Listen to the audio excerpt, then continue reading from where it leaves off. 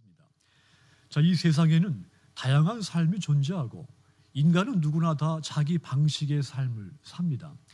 각기 다른 삶의 방식은 다르게 흘러서 다른 곳과 다른 때에 이르게 되죠. 세계 70억 명의 사람들이 똑같은 방식으로 똑같은 곳에 똑같은 때에 이르지는 않습니다. 그건 불가능합니다. 유시민 작가 표현대로 바람이 불면 사물이 각자 다른 소리를 내는 것까지 저마다 자기 방식으로 세상을 부딪히며 삽니다. 존 스튜어트 밀이라고 하는 사람은 아주 구체적으로 이런 주장을 했죠. 사람은 누구든지 자신의 삶의 방식대로 살아가는 것이 가장 바람직하다. 그건 그 방식이 최선이어서가 아니라 그 방식대로 사는 것이 가장 바람직하기 때문이다. 그런 말을 했죠. 여러분, 인생을 자기 방식대로 사는 것이 가장 옳다는 말입니다. 이게 세상에서 가르쳐주는 삶의 방식입니다. 성경에도 자기 방식대로 사는 사람들 이야기가 아주 많습니다. 자, 그런데 하나님은 우리에게 네 방식대로 살라 그렇게 하지 않았습니다. 하나님은 네 방식대로 살지 말고 내 방식대로 살라 그렇게 말씀했죠. 오직 하나님이 기뻐하시는 방식대로 살라고 말씀을 했습니다. 시편 85편 6절을 보시면 주께서 우리를 다시 살리시사 주의 백성이 따라합시다. 주를 기뻐하도록, 주의 백성이 주를 기뻐하도록 해야 된다. 하나님의 자녀들은 하나님이 원하시는 방식대로 살아야 된다. 이런 말입니다. 이 본문은 노아와 그의 가족 이야기입니다. 그들은 죄와 타락이 만연한 세상 한가운데서 끝까지 하나님을 향한 신앙을 지켰다가 열린 구원의 문, 축복의 문으로 들어간 사람들이죠. 물론 그들도 방주를 만들기 전까지 방주를 만들라는 이 명령을 받기 전까지는 어떤 일 앞에서 때로는 스스로 계획하고 스스로 결정하고 스스로 선택하기도 했을 겁니다. 그런데 방주 이후부터는 더 철저하게 하나님이 원하시는 삶을 더 살기 시작을 했죠. 삶의 방식을 더 완벽하게 바꾼 겁니다. 닫힌 축복의 문에서 열린 축복의 문으로 그들이 새롭게 삶을 시작을 한 거죠. 새로 다짐을 더 한 겁니다. 아담과 하와가 타락한 다음에 이 세상은 하나님께 불순종해서 에덴에서 추방당한 그들의 후손들로 가득 찼습니다. 그들의 삶의 특징은 뭡니까? 부패와 타락과 우상숭배, 미신, 불신입니다. 그들은 하나님을 버리고 하나님이 있지만 하나님이 없는 것 같이 삶을 삽니다. 창세기 6장 5절은 그들의 특징을 한마디로 함축한 말씀이죠. 하나님께서는 사람의 죄악이 세상에 가득 차고 마음에 생각하는 모든 계획이 언제나 악한 것뿐임을 보시고 그랬죠. 죄를 짓고 악한 생각을 품고 산다 그랬습니다. 자, 그러니까 자신들을 향해 열려있는 하나님의 구원의 문, 축복의 문을 스스로 닫고 사는 겁니다. 그래서 하나님은 그와 같은 세상을 새롭게 변혁시키기로 작정을 하셨습니다. 그래서 의로운 사람 노아와 그의 가족만을 남기고 물로 세상을 심판해서 무의 상태를 만든 다음 새로운 세상으로 바꾸시고자 하신 겁니다. 자, 우리 교회는 노아의 가족같이 열린 축복의 문으로 다 들어가게 되기를 주님의 이름으로 부탁을 드립니다. 자, 그렇다면 우리가 어떻게 해야 열린 구원의 문, 열린 축복의 문으로 들어갈 수가 있겠습니까? 가장 먼저 항상 내가 하나님 앞에 산다고 하는 믿음을 품어야 됩니다. 내가 숨을 쉬는 지금 이 순간도 나는 지금 하나님 앞에 있다. 내가 무슨 말을 해도 행동을 해도 나는 지금 하나님 앞에 있다. 이런 의식을 늘 갖고 살아야 됩니다. 1절 다시 보시면 여호와께서 노아에게 이르시되 너와 네 온 집은 방주로 들어가라. 이 세대에서 네가 내 앞에 의로움을 따라합시다. 내가 보았습니다. 앞 문장보다도 마지막 이 마지막 문장 내가 보았습니다. 이 말이 중요합니다. 내가 보니 이 세상에 의로운 사람이라고는 오직 너 하나밖에 없구나. 너는 가족을 다 데리고 방주로 들어가라. 하나님이 노아에게 주신 말씀이죠. 여기서 하나님이 노아에게 나는 너의 의로움을 보았다. 이 말을 주목하십시오. 무슨 말입니까? 나는 너를 지금까지 줄고 지켜봤다는 뜻입니다. 네가 무엇을 행하는지, 또 네가 무엇을 행하지 않는지를, 또 네가 보이지 않지만 네 머릿속에서 무슨 생각을 하고 있는지, 또 네가 어떤 것을 가까이 하고 어떤 것은 멀리하고 있는지, 나는 처음부터 지금까지 너의 모든 것을 지켜보았다. 이런 뜻입니다. 자, 그러니까 노아는 항상 하나님 앞에 행하고 있었다는 이야기입니다. 여러분, 하나님은 언제나 우리 삶을 지켜보고 계십니다. 어머니가 그 사랑하는 아이들을 눈을 한눈 팔지 않고 지켜보는 것까지 하나님은 자녀된 저와 여러분들을 늘 지켜보고 계신 겁니다. 목자가 양을 지켜보는 것까지 목자이신 하나님은 양된 저와 여러분들의 일거수일투족을 생각까지도 언제든지 지켜보고 계시는 겁니다. 시편 139편 24절 보시면 내게 무슨 악한 행위가 있나 보시고 나를 영원한 길로 인도하소서 그랬죠. 이 시인의 고백도 하나님께서 자신이 고통받는 길을 가고 있지는 않은지 나를 살펴보고 계신다는 말입니다. 내가 영원한 길로 가기를 하나님은 인도하고 계신다 그 말입니다. 하나님은 내 삶을 처음부터 지금까지 한눈 팔지 않고 졸지도 않고 지금까지 내 삶을 모든 것을 지켜보고 계신다는 고백입니다. 같은 고백이 또 시편 33편 18절에도 있죠. 여호와는 그 경외하는 자 곧 그 인자하심을 바라는 자를 살피신다 그랬습니다. 하나님의 눈은 하나님을 경외하는 사람들을 향해 보고 계십니다. 하나님의 사랑을 간절히 바라는 사람들을 하나님은 언제든지 그 눈을 들어 지켜보고 계신다는 말입니다. 잠언 20장 27절은 너무도 유명한 말이죠. 사람의 영혼은 여호와의 등불이라 사람의 깊은 속을 살피시느니라 그랬습니다. 자, 하나님은 인간의 영혼을 지켜보시지만 심지어는 사람의 마음 속속들이까지 다 들여다보고 계신다 이런 말입니다.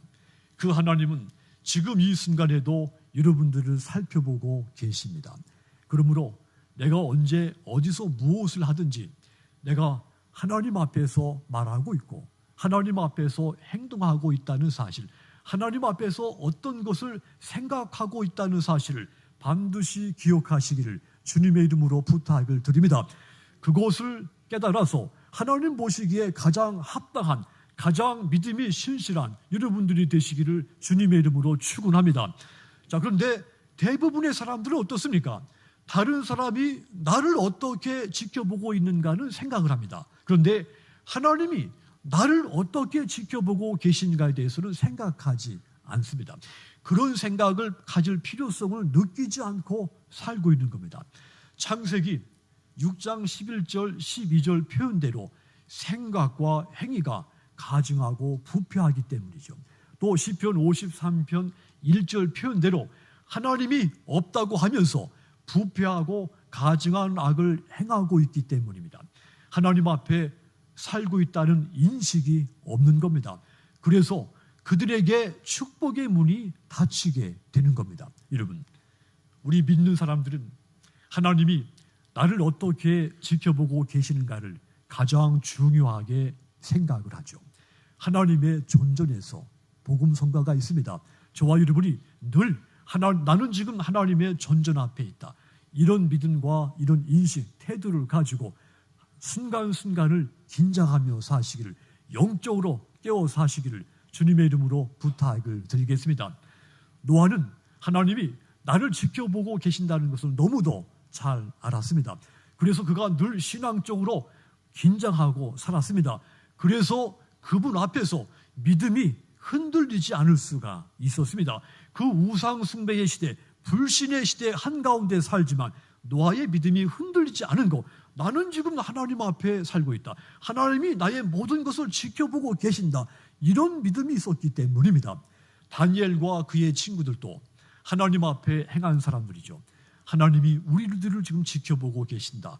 그런 믿음이 있었기 때문에 그들이 불신앙에 굴복하지 않았고 우상 숭배에 굴복하지 않고 끝까지 하나님을 향한 거룩한 믿음을 지켜낸 겁니다. 하나님은 그들의 믿음을 보셨고 결정적인 순간에 그들을 구원해서 축복의 문으로 인도하신 겁니다. 하나님은 타락한 삼손도 지켜보고 계신 분이죠. 뿐만 아니라 삼손이 회복되는 과정, 그 모습까지도 놓치지 않고 지켜보신 분입니다. 그래서 결국 삼손을 통해 이스라엘의 구원의 문, 축복의 문을 열어주신 분입니다. 다윗이 추악한 죄를 지을 때 아무도 다윗이 짓는 죄를 보는 사람이, 지켜보는 사람이 없었을 때 하나님은 지켜보고 계셨습니다. 다윗이 사망의 음침한 골짜기를 지나갈 때도 아무도 지켜보는 사람이 없었지만 하나님은 그 다윗을 지켜보셨습니다. 하여 다윗이 아름다운 신앙의 고백의 시인이 됩니다. 하나님은 한나가 괴로움에 울부짖으며 기도할 때도 하나님은 지켜보고 계셨습니다. 그리고 그에게 축복의 문을 열어주시게 됩니다. 여러분, 하나님은 저와 여러분이 살고 있는 모든 삶의 모습들 한순간도 놓치지 않고 지켜보고 계신다는 사실을 기억하시기를 주님의 이름으로 축원합니다. 그러므로 노아처럼 내가 지금 하나님 앞에 있다, 이런 확신에 찬 믿음 갖고 매 순간순간을 사시기를 주님의 이름으로 부탁을 드립니다. 내가 지금 하나님 앞에서 말하고 하나님 앞에서 행동하고 하나님 앞에서 무언가를 생각한다, 이 확신에 찬 믿음을 갖고 살 때 우리의 믿음이 흔들리지 않을 수 있으며 마침내 저와 여러분 앞에 축복의 열린 축복의 문으로 우리가 들어가게 될 줄 믿습니다. 자, 두 번째로 우리가 이 축복의 문으로 들어가기 위해서는 따라합시다. 명령대로 행하자. 하나님이 명령하신 대로 토를 다하지 않고 그대로 행하는 사람이 구원의 문, 축복의 문으로 들어갑니다. 5절 보시면 노아가 하나님께서 명하신 대로 다 준행했다 그랬죠. 준행했다, 명령대로 따랐다, 이런 말입니다.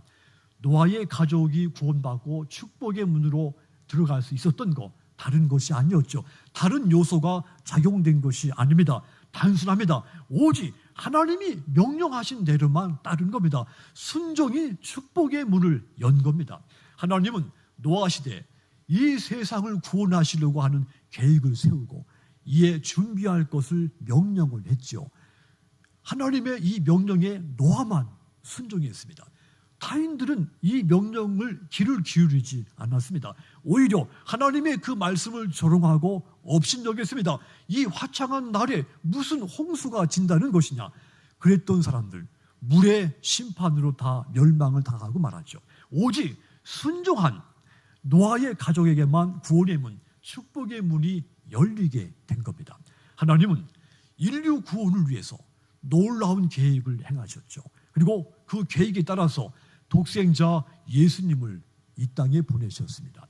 그리고 누구든지 예수 그리스도를 영접하라고 명령을 내렸습니다.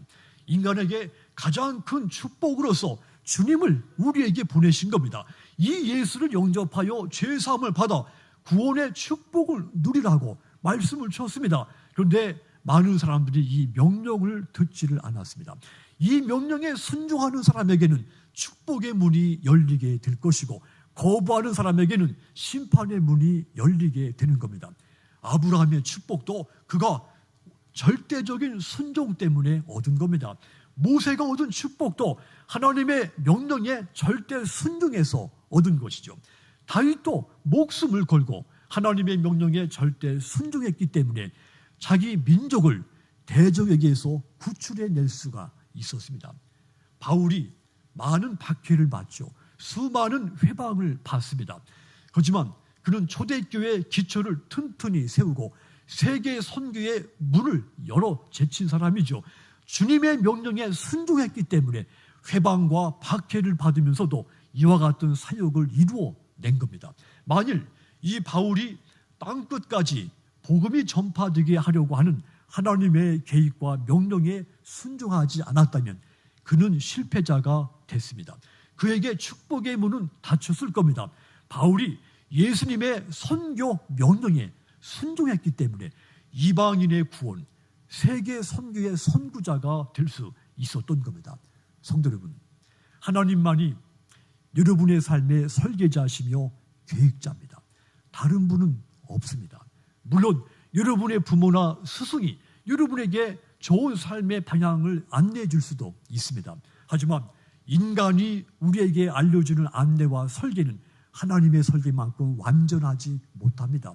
완벽하게 여러분의 삶을, 현재와 미래를 설계하고 계획하고 완성시키는 분은 오직 하나님 한 분이신 것을 기억하십시오. 이 사실을 믿고 그분이 명령하는 대로 행하시기를 주님의 이름으로 축원합니다. 그런 사람이 축복의 문으로 들어가게 됩니다. 노아가 이 진리를 깨달았죠. 그래서 무조건 하나님이 방주를 준비하라고 했을 때 무조건 순종을 했습니다. 마침내 그에게 놀라운 구원의 문이, 축복의 문이 열립니다. 그리고 그러므로 나를 설계하시고 나를 위해 끊임없이 무엇인가 계획하신 그 하나님, 오직 그분만을 믿고 그분의 명령대로만 사시기를 주님의 이름으로 부탁을 드립니다. 잠언 16장 9절 보시면 사람이 마음으로 자기 길을 계획할지라도 그 걸음을 인도하시는 이는 여호와시다 그랬습니다. 공동 번역으로 보면 사람은 속으로 제 할 일을 계획해도 그것을 하나하나 이루시는 분은 야훼시다 그랬습니다. 그렇다면 내 속에 있는 계획까지도 이루시는 하나님께 내가 순종하는 것은 너무도 마땅한 일입니다. 그리 했을 때 나에게 축복의 문이 열리게 되는 겁니다. 그게 신앙입니다. 반대로 끝까지 내 계획이니까 내가 이루어야 한다, 이렇게 생각하는 사람에게는 고난의 문이 열리게 되는 것이고 그게 불신앙인 것입니다. 노아의 가족들이 하나님의 명령대로 순종을 해서 홍수라고 하는 이 두려운 공포를 이겨내고 마침내 아름다운 무지개가 뜬 새 날을, 축복의 날을 맞이하게 되죠. 구원의 문, 축복의 문이 그 어느 누구에게도 열리지 않았던 그 문이 노아와 그의 가족들에게 활짝 열리게 됐던 겁니다. 이 놀랍고도 큰 은혜가 여러분에게도 활짝 열리게 되기를 주님의 이름으로 축원합니다. 마지막으로 누가 축복의 문으로 들어갈 수 있는가 하면 따라합시다. 하나님과 동행하자. 그 문은 하나님이 나와 함께 할 때 열리는 문입니다. 그 문은 오직 하나님만이 여실 수가 있는 문입니다. 인간에게는 이 문을 열 수 있는 고난을 주신 적이 없습니다. 하나님이 어느 누구에게도 어느 권력자에게도 그 문을 열게 허락하지 않았습니다. 이 성경학자들이 노아 방주를 성경에 기록된 그 배율대로 실제 이 배를 만들어 봤을 때 그들이 깨달은 것은 이 노아 방주 설계가 정말 가장 완벽한 설계라는 사실을 깨닫게 됐죠. 지금도 배를 만들 때 이 노아 방주의 그 배율을 적용한다는 이야기를 들었습니다. 그런데 여러분, 그것보다 더 중요한 사실이 여기에 있습니다. 방주를 계획하고 설계하신 하나님께서 방주 안에 친히 함께 계셨다고 하는 사실입니다. 완벽한 방주를 만들었다, 이게 중요한 것이 아니라 그 방주 안에 하나님이 함께 계셨다고 하는 사실이 더 중요하다는 말입니다. 하나님이 노아에게 방주를 만들어 놓고 그 방주에 들어가라, 그리고는 노아를 멀리서 지켜보고 계신 것이 아닙니다. 방주 안으로 노아의 가족들이 다 들어가고 각종 동물, 식물들이 다 들어간 다음 하나님도 그곳에 함께 머무셨습니다. 심판이 끝나고 땅 위에 물이 다 빠질 때까지, 방주의 문이 다 열릴 때까지 하나님은 방주 안의 모든 생명체들과 함께 하셨습니다. 그래서 방주가 가장 완전한 구원의 장소가 된 겁니다. 그리고 마침내 방주 안의 모든 생명들이 축복의 문, 구원의 문을 열고 밖으로 나올 수가 있었던 겁니다. 애굽에서 해방되어 나온 이 이스라엘 백성들이 광야 40년 안전하게 살 수 있었던 것, 모세라고 하는 뛰어난 리더십에 있었지, 그의 리더십에 있지가 않았습니다. 하나님이 이 백성들과 함께 하셨기 때문입니다. 하나님이 백성들을 이집트에서 탈출하는 순간부터 광야 40년 다 끝나기까지 한순간도 하나님은 그 백성들에게 눈을 돌리신 적이 없습니다. 백성들이 하나님을 떠나기는 했어도, 하나님을 원망하고 불평하면서 하나님을 외면하기는 했어도 하나님은 한순간도 이 백성들에게서 눈을 떼신 적이 없습니다. 백성들의 모든 상황 속에 함께 하셨죠. 이스라엘 백성들처럼 우리도 하나님을 떠나고 배반하고 등을 돌릴 때는 있었지만 하나님은 결단코 나를 떠나신 적이 없습니다. 모든 상황 속에서 나와 함께 하셨습니다. 우리와 함께 하신 그 하나님이 이스라엘 백성들과 함께 하셨기 때문에 생명이 없는 광야에서 그들이 소멸되지 않고 가나안 축복의 문으로 들어갈 수가 있었던 겁니다. 사도행전 14장 27절 보시면 그들이 이르러 교회를 모아 하나님이 함께 행하신 모든 일과 이방인들에게 믿음의 문을 여신 것을 보시고, 하나님이 함께 하셨기 때문에 마침내 이방인들에게도 전도의 문이, 믿음의 문이 열리게 됐다 그랬습니다. 하나님이 함께 했기 때문에 불가능하다고 생각했던 일이 이루어진 겁니다. 여러분, 하나님이 함께 하시는 것은 저와 여러분에게 가장 큰 힘이고 용기고 우리에게 무엇과 비교할 수 없는 축복인 것을 믿으시기 바랍니다. 목자가 양과 함께 있을 때 양은 가장 안전하고 가장 큰 축복인 것 같이 성도는 하나님이 나와 함께 있을 때 이것이 나에게 가장 큰 축복인 겁니다. 축복의 문은 하나님이 함께 할 때만이 열릴 수가 있기 때문입니다. 다윗이 이 비밀을 깨닫고 많은 시를 지으면서 고백을 했죠. 그 시편 가운데 27편 5절도 그런 고백입니다. 여호와께서 환난 날에 나를 초막 속에 비밀히 지키시고 그 장막 은밀한 곳에서 나를 숨기시며 바위 위에 높이 두셨다 그랬죠. 나를 지키시기도 하고 나를 때로는 숨겨주시기도 하고 높은 바위 위에 나를 두시기도 하셨다. 한마디로 하나님은 언제든지 나와 함께 하셨다는 고백입니다. 시편 4편 8절도 같은 고백을 했죠. 내가 평안히 눕고 자기도 하리니 나를 안전하게 거하게 하시는 이는, 따라합시다, 오직 여호와시니라. 내가 편하게 눕고 자고 할 수 있는 모든 환경들, 하나님이 나와 함께 하셨기 때문에 가능한 것이었다. 이런 고백입니다. 하나님은 지금도 모든 사람들 향해서 이 구원의 문, 축복의 문을 활짝 열어놓고 초청하십니다. 방주로 들어오라. 예수님 안으로 들어오라고 초청을 합니다. 말씀을 하시죠. 주님은 우리 교회를 이 시대의 노아의 방주로 세우셨고 구원의 문과 축복의 문으로 우리 교회를 세우셨습니다. 그렇다면 아직도 방주 안에 들어오지 못한 나의 가족과 나의 가까운 사랑하는 이웃들을 초청해야 합니다. 그들과 함께 이 구원의 문, 축복의 문으로 함께 들어갈 수 있어야 됩니다. 방주에는, 노아의 방주에는 돛도 없었습니다. 키도 없었고 방향을 알려주는 나침반도 없었습니다. 홍수가 나서 물이 창궐하는데 이 노아의 방주는 그 거친 물살에 버틸 수 있는 어떤 시설이 갖춰져 있지 않았습니다. 넘치는 물 한가운데 가장 불안전한 배가 노아의 방주였죠. 그런데 누구도 그 방주 안에서 두려워하거나 공포에 떨거나 걱정하지 않았습니다. 그럴 필요가 없었습니다. 하나님이 함께하고 계셨기 때문입니다. 그 하나님은 지금 이 순간에도 여러분과 함께 계십니다. 여러분들을 구원의 문으로, 축복의 문으로 지금도 여러분들을 인도하고 계십니다. 시편 73편 23절 보시면 내가 항상 주와 함께하니 주께서, 따라합시다, 내 오른손을 붙드셨나이다. 하나님이 언제든지 자신의 오른손을 붙잡아 주셨기 때문에 내가 낙심됐을 때, 쓰러졌을 때, 내가 병들어 누웠을 때, 내가 마음이 가난해졌을 때도 다시 일어설 수가 있었다, 그 말입니다. 하나님이 오른손으로 나를 붙잡아 주었기 때문에 내가 이 저주의 문에 들어가지 않고 축복의 문으로 들어갈 수가 있었다. 이런 아름다운 고백입니다. 이들의 소중한 고백과 같이 여러분들도 언제든지 하나님과 함께 동행하시기를 주님의 이름으로 부탁을 드리겠습니다.